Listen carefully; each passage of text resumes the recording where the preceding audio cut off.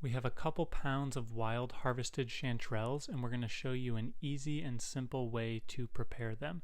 If you got your chanterelles from the store, this method will work just as well. If they are wild, make sure you clean them thoroughly before you start preparing them in the kitchen. Start by chopping your chanterelles into the bite-sized pieces you want. You can also pull them apart with your fingers. We prefer to keep these pieces somewhat large so that when they're in the meal you get more chanterelle with each bite. Once your chanterelles are prepared, you can throw them into the cast iron dry.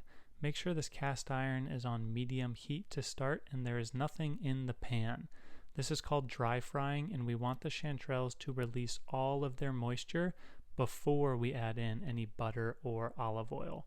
That moisture is going to fall into the pan and the heat will help it evaporate.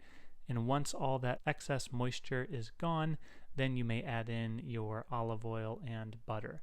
At that point, keep moving the mushrooms around so they don't burn on any one side. Toss in a little bit of salt as well and continue pushing them around the pan.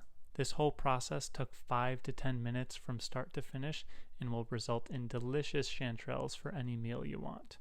If you want to see where we found these chanterelles, check out the next video.